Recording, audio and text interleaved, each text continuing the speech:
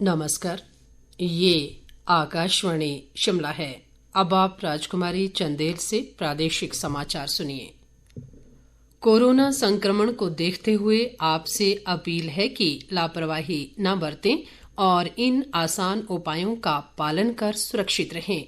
Mask लगाएं, 2 गज की सुरक्षित दूरी बनाए रखें, बार बार हाथ धोएं और साफ सफाई रखें तथा टीका लगवाएं। लोगों को कोविड से संबंधित जानकारी देने और उनके मार्गदर्शन के लिए राष्ट्रीय हेल्पलाइन कार्यरत है। इसका नंबर है 011-2397-8046 और 1075। इसके अलावा हिमाचल प्रदेश में लोगों को कोविड संबंधी जानकारी देने और उनके मार्गदर्शन के लिए 104 हेल्पलाइन नंबर कार्यरत है। मुख्यमंत्री जयराम ठाकुर ने अपने 2 दिवसीय दिल्ली दौरे को संतोषजनक बताया है। आज दिल्ली से शिमला लौटने पर पत्रकारों से बातचीत में जयराम ठाकुर ने कहा कि उन्होंने अनेक केंद्रीय मंत्रियों से भेंट कर प्रदेश हित से जुड़े मुद्दों को प्रमुखता से उठाया है और भाजपा के राष्ट्रीय अध्यक्ष जगत प्रकाश नड्डा के साथ भी सरकार व संगठन से जुड़े मुद्दों पर चर्चा हुई है। मुख्यमंत्री ने स्पष्ट किया कि प्रदेश में नेतृत्व परिवर्तन को लेकर सोशल मीडिया पर चल रही खबरें निराधार हैं और वे 2022 तक प्रदेश के मुख्यमंत्री बने रहेंगे। उन्होंने बताया कि पार्टी अध्यक्ष जेपी नड्डा के साथ अगले वर्ष होने वाले विधानसभा चुनाव के बारे में चर्चा हुई और उन्होंने मंत्रियों व विधायकों के कार्यों पर भी फीडबैक ली है। जयराम ठाकुर ने कहा कि उन्होंने प्रदेश से जुड़ी बड़ी परियोजनाओं का फॉलोअप किया और केंद्रीय वित्त मंत्री निर्मला सीतारमण के साथ बैठक कर हिमाचल को जीएसटी क्षतिपूर्ति के 280 करोड़ रुपए देने का आग्रह किया और ये पैसा जल्द ही प्रदेश को मिलेगा। इसके अलावा मुख्यमंत्री ने रक्षा मंत्री राजनाथ सिंह से शिमला में सेना के वॉकर अस्पताल को हिमाचल सरकार को देने का आग्रह किया। जयराम ठाकुर ने बताया कि केंद्रीय पेट्रोलियम मंत्री धर्मेंद्र प्रधान ने हिमाचल को 1000 बी टाइप ऑक्सीजन सिलेंडर देने का आश्वासन दिया है। इसके अलावा केंद्रीय नागरिक उड्डयन मंत्री हरदीप सिंह पुरी के साथ मंडी जिले में प्रस्तावित हवाई अड्डे के निर्माण और अन्य हवाई अड्डों के विस्तार पर चर्चा हुई है।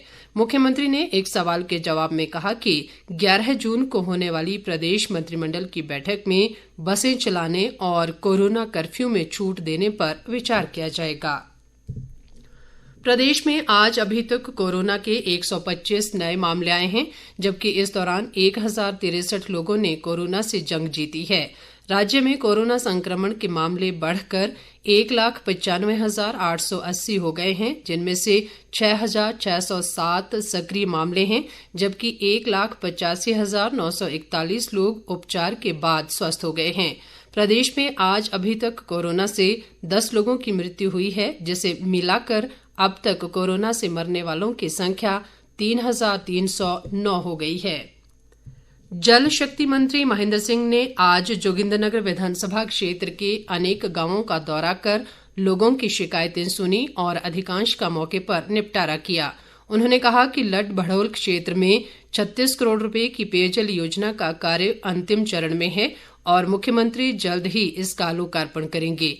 उन्होंने बताया कि नेरी लांगणा क्षेत्र व इसके आसपास के गांवों के लिए जल्द ही 30 करोड़ रुपए की लागत से एक नई पेयजल योजना बनाई जाएगी।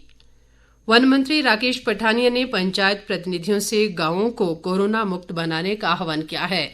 नूरपुर में आज पंचायत प्रतिनिधियों के साथ बैठक में उन्होंने कहा कि कोरोना को हराने में जन प्रतिनिधियों की अहम भूमिका है और पंचायत सचिवों व पंचायत प्रतिनिधियों को इस दिशा में विशेष जिम्मेदारी दी गई है।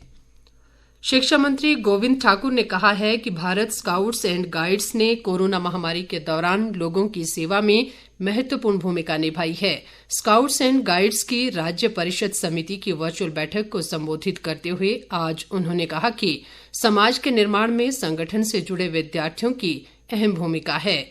गोविंद ठाकुर ने बताया कि प्रदेश में संगठन के साथ 1330 विद्यालय और 47 महाविद्यालय पंजीकृत हैं।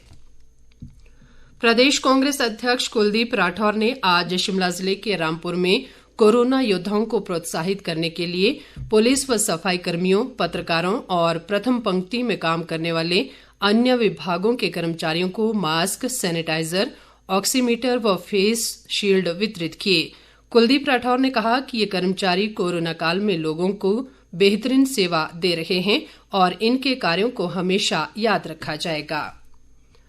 प्रदेश स्कूल शिक्षा बोर्ड ने जेबीटी, टीजीटी और विभिन्न विषयों में भाषा अध्यापक की टेट परीक्षा के लिए ऑनलाइन आवेदन की तिथि 13 जून तय की है। बोर्ड के एक प्रवक्ता ने बताया कि इसके लिए 18 जून तक विलंब शुल्क के साथ आवेदन किया जा सकेगा। इसके साथ ही ये समाचार बुलेटिन समाप्त हुआ। नमस्कार।